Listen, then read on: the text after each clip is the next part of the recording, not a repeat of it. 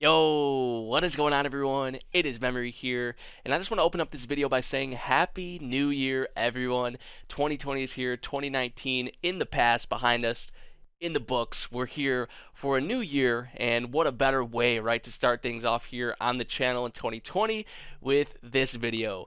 What anime will I be watching for the winter season of 2020, the first season, of course, of the new year? You guys most likely know the drill by now, but just in case you don't, I'm going to be going over which shows I plan to watch, which shows I don't plan to watch, and which shows I'm kind of on the fence about, excuse me. I'm still getting over a cold, by the way, so there might be some like little hiccups and pauses or me drinking water here in the video. So I do apologize for that. A couple days ago, I was trying to make this video and I just could not. So here I am again, and I thought I was feeling well enough to make it. I am feeling fine, but I actually think, by the way, this is, I know we're getting a little off track, but I think this is the latest I've actually made this video, before a season, because the season's like almost here, like in probably a day or two, maybe 3 days. I'm not sure, but I mean the holidays, New Year's, and then also this illness that struck me right before the New Year, right as the New Year's coming, right? It's the worst, but I'm feeling better now. I'm feeling better now. That's what I'm getting at. And also another thing, I know I'm doing like a premiere for this. I know it's probably trippy, like I'm talking about a premiere, and you guys are probably watching the premiere right now. But I didn't stream it this time. I felt like I would try something new. I have done premieres before, but this video I don't think I've ever done a premiere. So I'll be able to chat, be in the chat with you guys, and talk about the shows that I may be watching or not watching, or just all the shows in general. I feel like when we do the streams, sometimes I get off topic, or I'll just spiral my conversation or my thoughts into just something else, and it gets off topic, and that's how the videos sometimes end up going to like 2 hours with these things. So I want to try and maintain that. So we'll see how it goes. We'll see how it goes. I'm not gonna say the classic, I don't want this to be as long as whatever, because then it ends up being 2 hours. So yeah, man. So I will be also going over like which shows I plan to react to. I don't think I'm going to be reacting to as much here in the winter than I was in the fall, and even then there are some shows from the fall carrying over. I think like 4 or 5 shows carrying over from the fall into this season. So that also, plays a factor into that. I think the winter I plan on doing more backlog and more non-seasonal stuff, like catching up on the non-seasonal stuff that I've put a halt on, and also maybe starting some new non-seasonals that I handpick and then have you guys vote for them, that have been on my plan to watch for just an eternity, that I've always really, really wanted to watch, but just haven't really been pushed to watching them. So yeah, I think that about is it for the things I wanted to, discuss or go over before we get into it. Let's get into the list now. Speaking of one of those ones that I just know, right, that I'm going to be watching and reacting to, that Haikyuu greatness, season 4, Haikyuu to the top. I'm so excited for another season of Haikyuu. It's been a little bit. It's been a little bit, right? Like I might rewatch season 3 before the this next season gets here in what, 8 days and nine hours according to AnyChart, which is what I'm using, by the way. So I will have that linked down below. I forgot to mention that. But yeah, one thing that I think a lot of people probably have noticed is the art style change, like the character design changes, which it's not really a big deal to me. I like them. It's not a super drastic change. I feel like apparently it's actually more accurate and more fitting to the manga.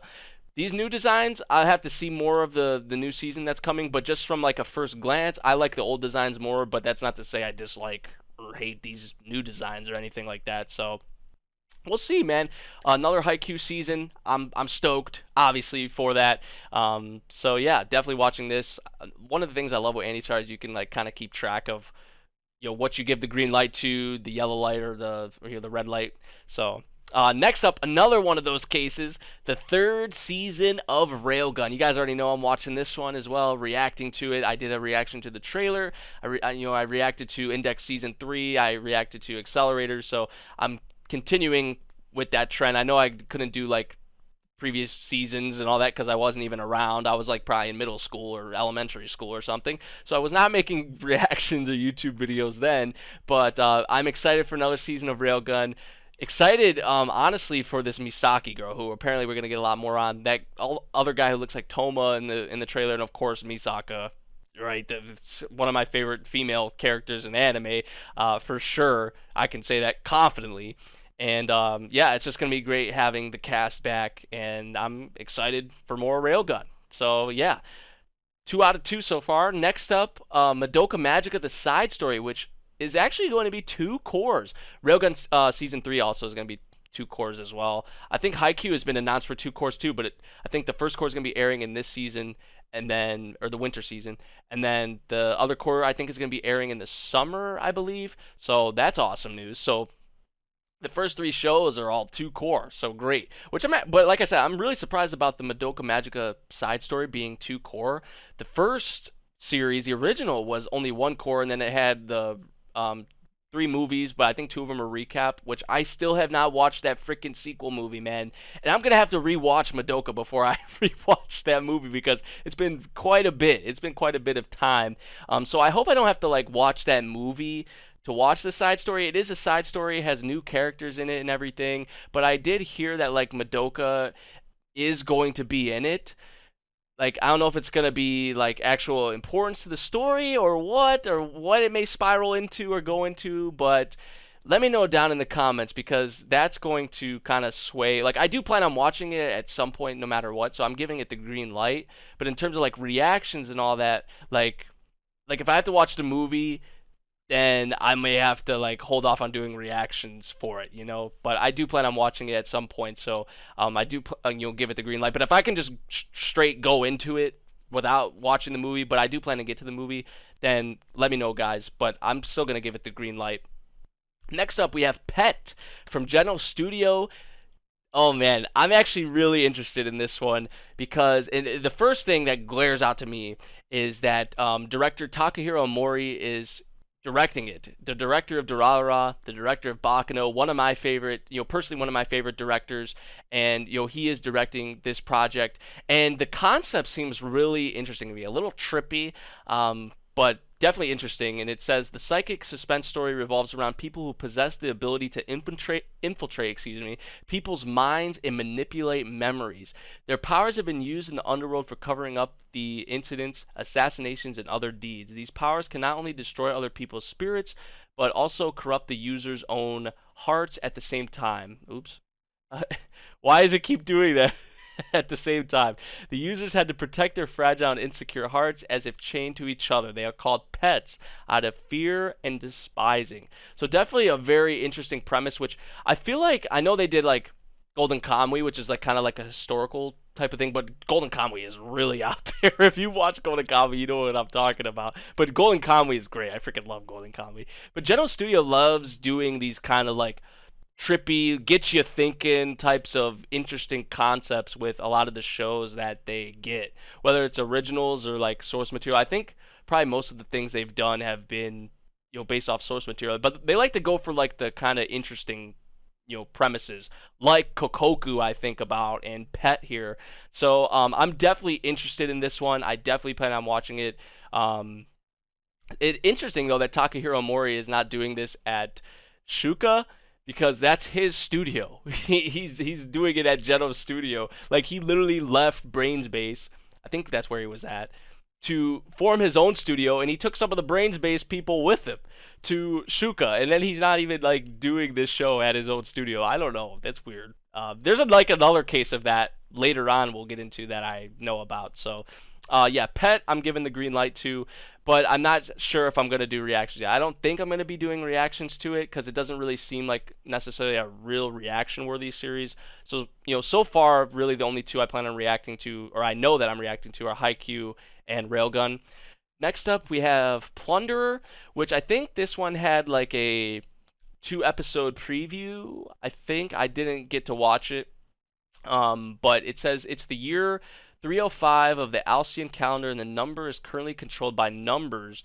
Every human born is branded with a count. This count could be anything: the amount of kilometers walked or the amount of people who have said your food is tasty. Interesting.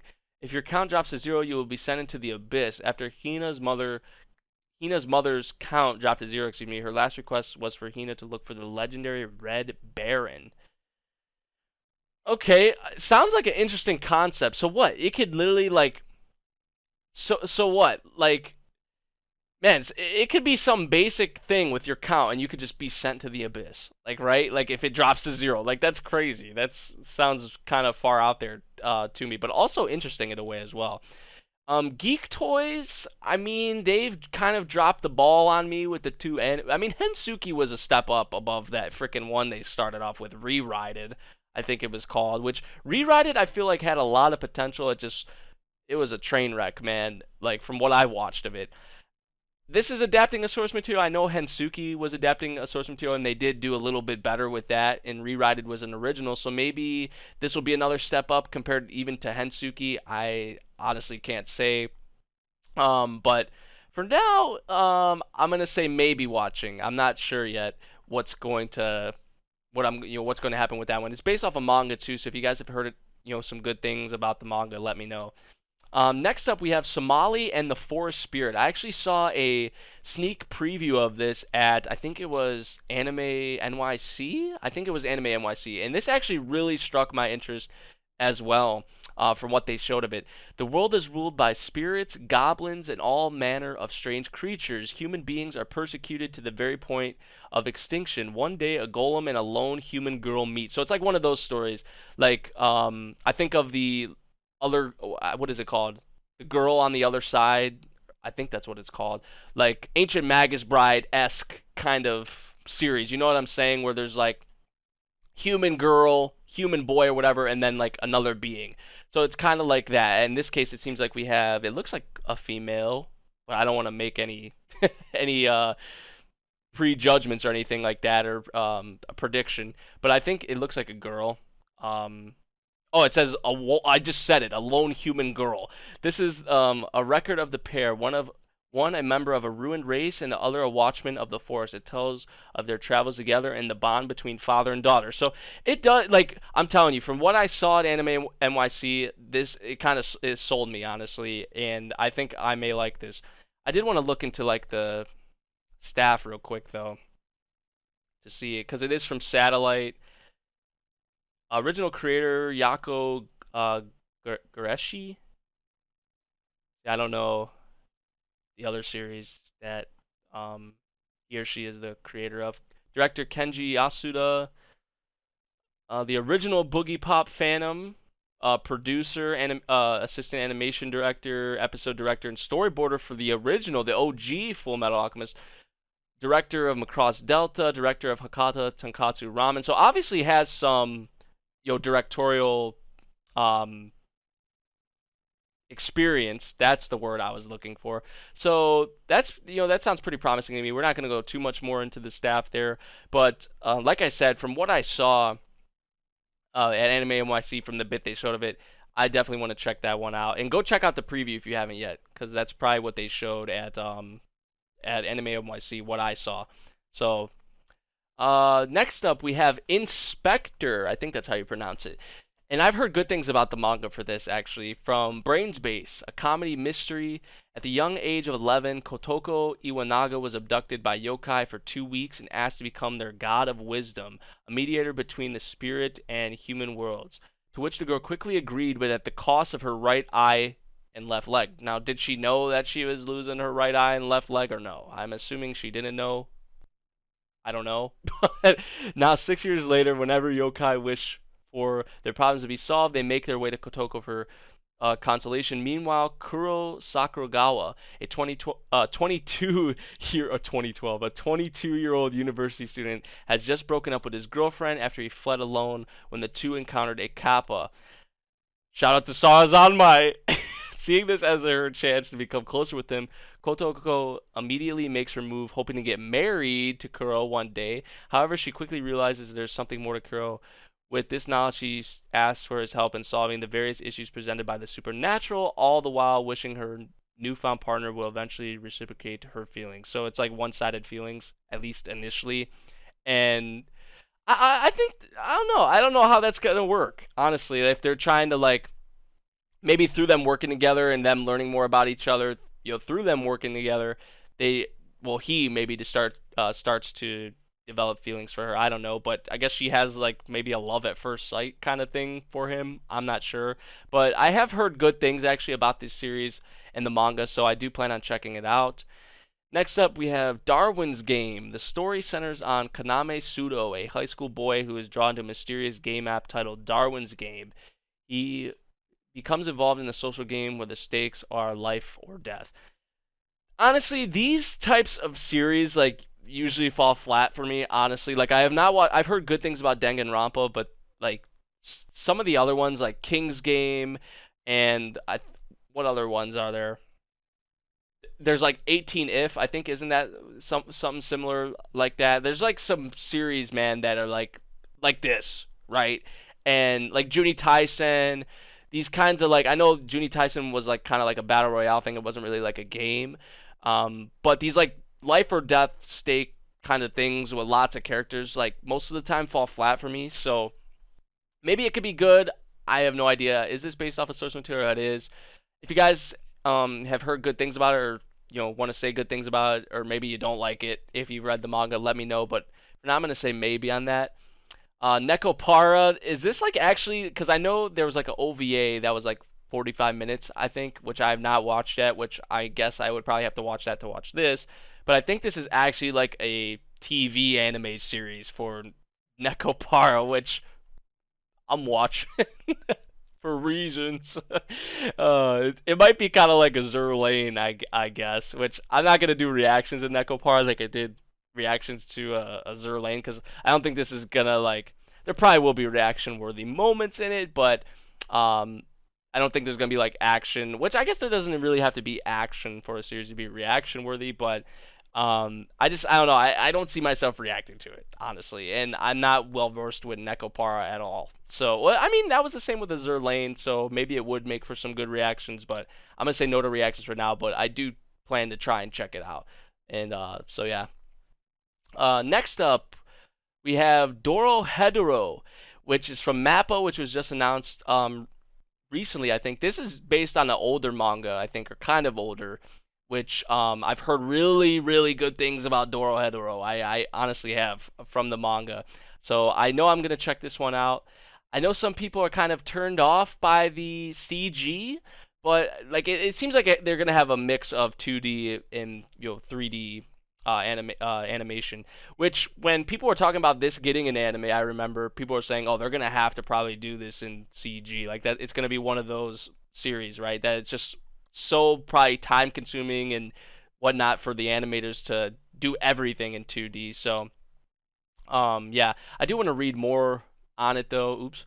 The story revolves around Kaiman, who does not remember who he was before he was transfigured by a magic user. This transformation left him with a reptile's head and a desire to find out the truth about who he really is. Accompanied by Nikaido, his female companion, he tracks down magic users in the hole and ceremoniously chomps down on their head, hoping to find out who it was that put him in this state. One by one, they witness this second man inside the head of Kaiman, and after pulling them back out of his mouth, he asks them all a question. What did the guy inside of my head say? Wait, what? That's that's trippy. Isn't this like a horror too? Like it's very graphic, or like the manga is very graphic, so the anime probably will. I think it is actually labeled as a horror, but that sounds pretty messed up in itself. What that last part just left off with, like, what, he chomps them down, and then whoever's inside of him or the whatever talks to the whoever he chomps down on. Like, what? That's kind of interesting, and yeah, I plan on watching it. I'm gonna do reactions to Doro Hedoro too. I know that for sure. Just I've heard really good things about the manga. Like compared to all these other ones I was talking about where I've heard things about the manga. So yeah, I don't read a lot of manga, so all I can go off is like is like what I've heard. Next up we have Toilet Bound Hanako-kun from Lurch. It is said that Hanako-san lives in the girls' toilet, the great place to live, right? On the third floor in the old school building. Oh, sorry about that. And will grant anyone a wish for a price. Yashiro Nene goes looking for Hanako-san in the hopes for a successful love encounter, but the one that she meets is completely different from what she imagined. This, I mean, I know it's Lurch, so Lurch is known for, like, those, like, super detailed, like, kind of drawings of the, like, with the character designs, but it really reminds me of, like, Like even like more so assassination classroom. Like assassination classrooms, like character designs, excuse me, are like so detailed. You know what I'm saying? Like with the shading, like the dark lining and whatnot. These character designs, from what I saw the preview of this, like reminds me of that. Um, so I don't know. I like this one. Also, I've heard things about the manga from a lot of manga adaptations. By the way, for this season, which um this one's probably more comedic, I would say, along the lines of that. But I do plan on watching this one. Is this one, would you guys say, reaction worthy? Because I feel like maybe it could be. I feel like it could. I'm not gonna make a judgment or say anything really on that now, but I do plan to watch it. Next up, we had Science Fell in Love, So I Tried to Prove It. Yukimura Shinya and Himuro Ayame are two scientists that want to find out if love can be solved by a scientific theory. These two scientists also have feelings for each other and want to be able to solve their true feelings through similar theoretical facts. With this perfect opportunity, the scientists will attempt to solve the theory of the love they express for each other. All episodes will be released on the same day on Amazon Prime. Well, I'm not gonna be doing reactions to it, then. But that does actually sound kind of cute. I would say I'm gonna try that one, um, and I'm gonna binge it probably. That's the only time I think I've actually reacted to a series where all the episodes dropped at once was it was Be the Beginning. I think it was actually Be the Beginning. Yeah, that's what it was.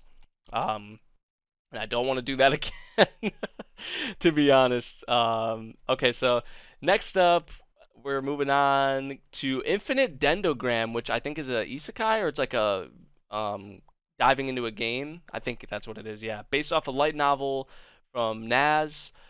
In the year 2043, Infinite Dendogram, the world's first successful full dive VR MMO, was released. In addition to its ability to perfectly simulate the five senses, along with its many other features, amazing features, excuse me, the game promised to offer players a world full of infinite possibilities. Nearly 2 years later, soon-to-be college freshman Reiji Mukudori is finally able to buy a copy of the game and start playing. With some help from his experienced older brother Shu and his partner Embryo, Reiji embarks on an adventure into the world of Infinite Dendogram. Just what will he discover and encounter in this game world known for its incredible realism? Realism, I hope so, and infinite possibilities. Incredible realism, like that's not how these things work. You're diving into a game. Like, come on, man. You lost your credibility there, which I know. Like, I know it takes place in 2043, right? So that we'll probably be able to do some shit like that in 2043. Who knows? 23 years from now. But I always like I think I probably said before, like in another seasonal lineup video. I always try to check these series out because like some of them are hits and a lot of them are misses. So I don't want this one to be like a hit or something and then like I end up not watching it, right, or not being on the the kind of the hype train or whatever you want to say for it, right? So I'm gonna check it out. I do plan on it.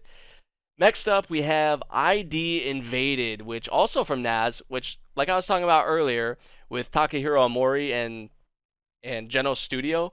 This one is directed by A. Aoki, director of Fate Zero. He's also a very good director. Another one of my favorites, I would say, like with Takahiro Omori. He's directing this at Naz, which is not like his studio is Troika. Like he formed that studios, and he's not there. Like what's going on? I don't know. I don't know if there's actually any explanation for it or whatever. But I know there's a lot more people working at these studios, right? Or maybe not a lot more, but there are more people working at these studios. But yeah, this also had a 2 episode preview thing that I didn't get the chance to watch, but this does seem pretty interesting to me, pretty trippy as well. The virtual world of ID Invaded is full of tumbling, floating houses, collided masses of land, and disappearing structures. Sakaido, a detective, finds himself in this world and is quickly tasked with unraveling the murder of Kairu, a young girl who was fatally stabbed. Soon it becomes apparent that the unconventional physical rules of the new world aren't limited to buildings or roads, since Kaido's body also presents various states of disconnection. That's what I remember seeing in the preview. Like half of his arm would be gone. like parts of his body would be in half, and it was so trippy, dude. It was like I was like, man, this looks like wild. But I know I'm gonna watch it for sure. Aoki directing, and it does seem like an interesting concept. Really, it does. So yeah, I do plan on checking that out. I don't know if this one would be like reaction worthy as well, like kind of mystery, like that takes some build up, sort of like Babylon, which I'm like 2 episodes I think behind on Babylon, but Babylon, like there's some build up there. It's not really reaction worthy, but then it's like bam, it's reaction worthy, right? So I don't know. I feel like maybe this could be like one of those sort of Babylon-esque kind of shows. I hope like with Babylon, like people watch this show, like right. I feel like maybe this could be like one of those two like hidden gem sort of series, or one that a lot of people should be talking about but aren't talking about. But that's just me trying to make a prediction and be like episode, weeks and weeks and weeks from now, I'll be like, I told you, watch ID Invaded. But whatever, it's not that big of a deal. Next up, we have Interspecies Reviewers. This looks so weird, dude. Have you guys saw what the characters look like in this series? Oh my gosh. And of course, it's from Passion, so they just do wild, erotic shit now, Like, what happened to, like, Braves of the Six Flowers, like, when they were doing those types of series? It seems like the stuff they do now is just crazy etchy. Now just give me more High School DxD. Don't give me stuff like this. Interspecies Reviewers. If you guys have not saw what these characters look like, just go look for yourself. That's all I'm gonna say. I don't think I'm gonna be watching this one. Honestly, I may give it actually, I'm gonna give it a shot for the lulz, because I feel like it's just gonna be so out there, and I don't actually think it's gonna be good, but maybe it'll surprise me. I don't know. It might be like a guilty pleasure or something. We'll see. So yeah, moving on now. Let's see. I'm gonna make sure like I'm not cutting anything off or anything like that. Next up, we have Asteroid in Love from Doga Kobo. When she was little, Mira Kinohata met a boy named Ao at a town camping. While gazing at the starry sky together, Mira learns that there's a star with the same name as herself, but no star named Ao. Not every star has a name. The two then promise to one day explore asteroids together and find a star to name it after him. Several years later, Mira enrolls at the Hoshizaki High School and forms a club. Yeah, or she decides to join the astronomy club to fulfill her promise. However, she learns that the astronomy club will be merged with the Geological Research Society to form the Earth Science Club. Reluctantly, Mira goes to the club room and is reunited with Ao Manaka, the person who made the promise to explore asteroids with, and is shocked to learn that she is a girl. The two are joined by... Wait, so she thought at first that she was a boy? Okay. The two are joined by upperclassmen Mai Inose and Sakurai Mikage, a second and third year student from the Geological Research Society, and Mari Marino, a third year student from the Astronomy Club. So that's, Doga Kobo, they do a lot of these shows, right? It's just cute girls doing cute things. Whether it's a club, they just have these different kind of club ideas, like, new game, they're making games. This is like, Earth Science Club, which I guess it's like two things being merged together or whatever, which me personally, I'm really into space. I'm really into asteroids. I'm into that stuff. So that may actually be the pushing reason for me to watch this. So I'm going to say I'm watching it solely because of that fact. And I feel like, some Doga Kobo shows where they do like the cute girls doing cute things stuff I actually like. There are some of them I don't really like, but I think maybe the space thing is what will push me to like it, because I'm just a big fan of space. So, and I'm really interested by it. So, yeah. Next up, we have. I do not remember what the English name is for this. Actually, maybe there's not one on the site here. I hate being in pain, so I think I'll make a full defense build. Bofuri. I don't want to get hurt, so I'll max out my defense. So we're just calling it Bofuri. Okay. Thank you. So Bofuri from Silverlink. This also seems like another... Oh, it's like a... Is it a isekai? Or it's like another, like, going into a game one. Kaide Hanjo was invited by her friend Risa Shiromine to play a VR MMO. I don't hate games, but painful things are a little... No, I hate it very, very much. Eh. The pain would be reduced if I place stats on defense power. Then the only place where I can place it is there, right? Right? Why do they do synopsis like this, man? Like, I'm sorry. Like, solidified into defense power is very hard. Here I come. So she doesn't she have a shield? I think she has a shield. Yeah. So her whole thing is like defense. I'll try it out. I'll try it out. Could it be bad? Of course it can. That's how a lot of these shows are. But could it also be, thoroughly enjoyable? It also could too. Like, you just never know with these things, especially for me as an anime only who doesn't know anything about the source material, right? That's what it is. But I'll try it. Next up, keep your hands off a Zoken from director Masaaki Uesa, which, I mean, you guys, if you guys don't know him, I'm sorry. Like, oh my gosh, man, I shouldn't have to tell you who he is. I really shouldn't. But this is another show he has coming out from Science Saru this season, and it seems really fun. It honestly does. And with just his style and the studio style, but his the way he directs things, right? It just stands out usually compared to everything else, right? So, I mean, from if you probably look at the preview and you look at these character designs, you can kind of tell it looks different than a lot of the other things, So, but I haven't actually read much on it. The story follows Midori, Tsubame, and Sayaka, an energetic trio of first-year high school girls who come together in the Azoken Video Research Club to turn their anime dreams, into a reality. Midori is nervous to create an anime alone, so they're creating an anime. She meets Tsubame, who appears to be a well-to-do girl, but she really has artistic dreams of being an animator. Midori's best friend Sayaka has the financial sense to bring the project to fruition and joins the pair on their quest. So you have someone there who's just there to provide the funds, I guess. But maybe she actually does get interested in it and helps. But I feel like it'll be wacky, it'll be quirky. Probably will learn some things about animation on how to make anime. So that sounds pretty cool to me. That sounds really cool to me, actually. And it's directed by Uesa, so I'm watching it 100%. Might even do reactions to that one too, honestly. But I'm gonna probably have to make a separate video on what I plan to react to, honestly, because I've said that a lot for these. Like, I'm not sure on them yet. Next up we have Sorceress, Stabber, Orphan, which I think is like a remake. Yeah, it's a remake of the original 1999 anime of the same name to commemorate the novel's 25th anniversary. Orphan is the greatest sorcerer that the tower has ever seen, but is more interested in chasing the Bloody August, an infamous and very mysterious dragon. Along with his apprentice Magic, it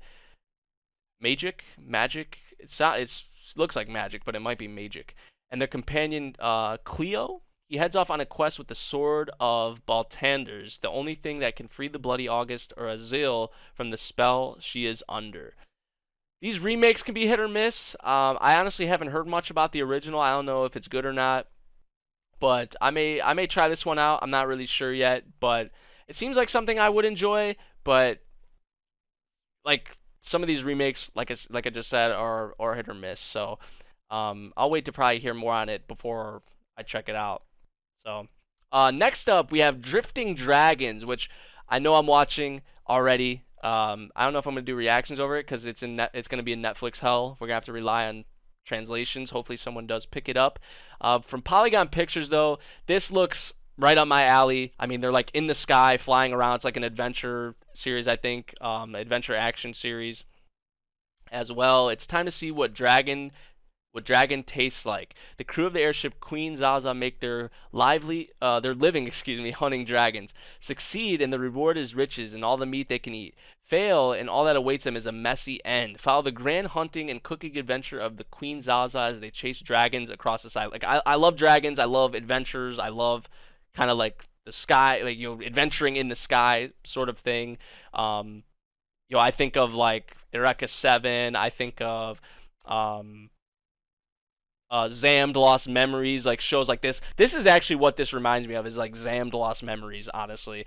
Except these people are fighting, hunting, eating dragons. That's not even close to what's happening in Zammed Lost Memories. But just Zammed Lost Memories, it's pretty much set in the sky. I like stuff like that. I like settings like that. So I'm gonna be watching it. Like I said, hopefully someone picks it up, for translations and whatnot. Next up, we have Smile Down the Runway. Chiyuki Fujito has a dream to become a Paris collection model. The problem is she's too short to be a model, and everyone around her tells her so. No matter what they say, she won't give up. Her classmate, a poor student named Ikuto Sumura, also has a dream to become a fashion designer. One day, Chiyuki tells him that it's probably impossible for him, causing him to consider giving it up. This is the story of two individuals wholeheartedly chasing after their dreams in spite of all the negativity that comes after them. I like the sound of that. I like the sound of that premise, honestly, because they're both being told these things probably by like so many people, like you can't do this, you can't do that. For her, I guess it's because she's too small. And then for the guy, who knows what it is, but people are just telling you can't do it. So both of them are coming together with all this negativity, and I feel like them, with all this negativity they deal, they probably will be able to vent to each other. Or they're just, I don't know, I feel like they're going to mesh well. Maybe not at first, but going into the future, like of the series, and they'll probably make it. As the girl will probably be a model, and the guy will probably be the fashion designer for her. So that sounds interesting to me. That sounds like something I may like. So yeah, modeling. I'm gonna check it out. Sounds interesting. I've actually heard good things about the source material for this as well. So yes, moving on. Bang Dream third season. I have not watched any seasons of that. A Destructive God sits next to me. Comedy slice of life. Sari Koyuki is just trying to have a normal school life, but instead he ends up acting as the straight man to his odd classmate Kabuto Hanadori. Kabuto is a delusional high school student whose fantasies range from believing he is a knight on a journey, so he's Arthur pretty much, to claiming that removing his eye patch will release a darker alter ego who he refers to as Michael Offenbarong Dunkelheit. What? Dunkelheit. Sari is determined not to let himself get pushed around by Kabuto, but it seems that this will be easier said than done. It sounds kind of funny, actually. It kind of does. I might check it out. I'm not gonna say for sure yet, but it sounds like there could be some funny stuff in there. 22/7 from A1 Pictures. It looks like an idol or like a music series. 22/7 is a digital idol and voice actors project produced by the famous producer Yasushi Akimoto. In this animation series, the audience will witness the secrets behind the group's debut and the story leading up to their creation via the different viewpoints of each member. So is this actually like based off a group called 22/7? And it's like they're pretty much, the group is getting an anime made for them, I guess. That sounds kind of interesting.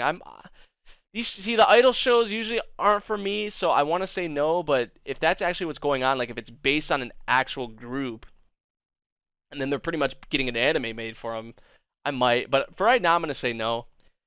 Hatana Illusion. This doesn't really look like it'd be for me. Seton Academy, Join the Pack. School full of animals. This doesn't really seem that interesting to me, honestly.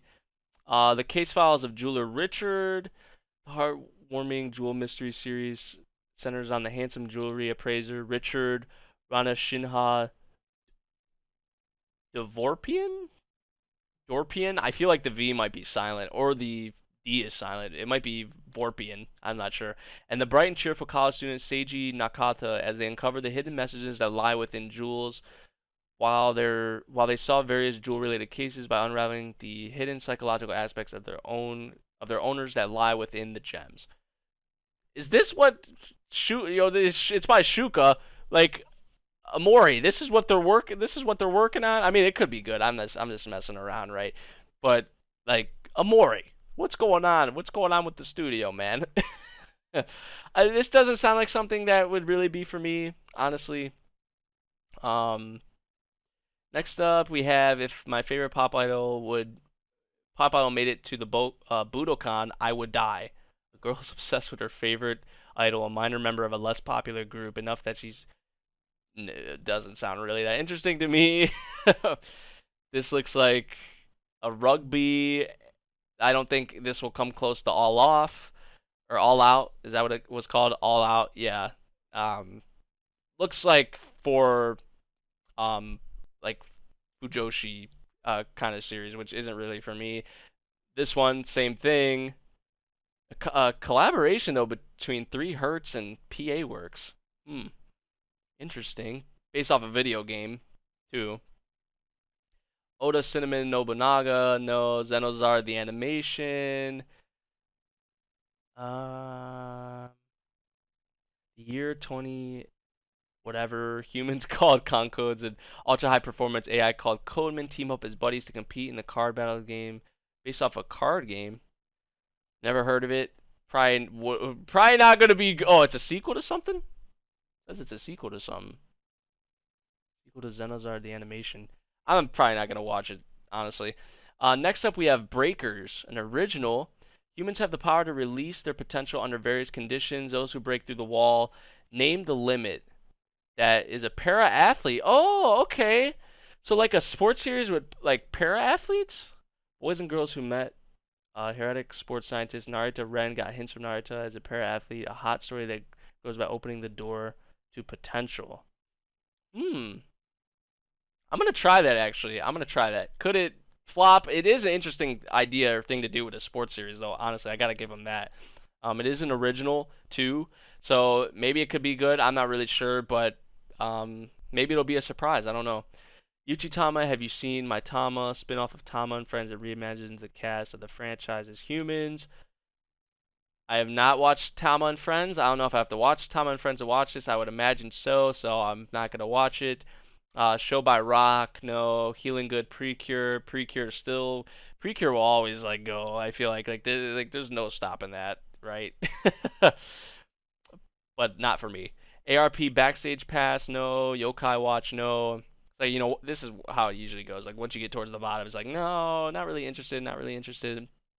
Um, Let's see. Next up, we have Kata Quartet Season 2. You already know I'm doing reactions to this. You already know I'm watching it. We got the cast, some of the cast from Rising of the Shield Hero joining, so that's awesome. Room Camp. I think this is like a little spin-off thing of Laid Back Camp, which I will definitely be watching because I love Laid Back Camp. Next up, we have Natsunagu.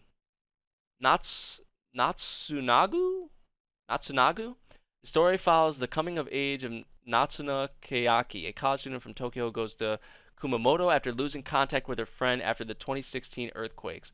There she meets individuals with colorful personalities such as middle school girl Izumi who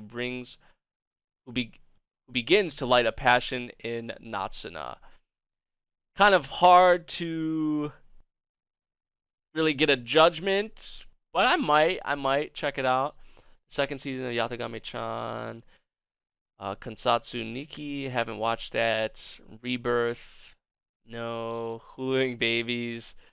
Is this like another? Oh, it's like a petite or petit, however you say it, short.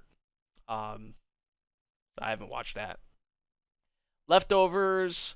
Let's see here.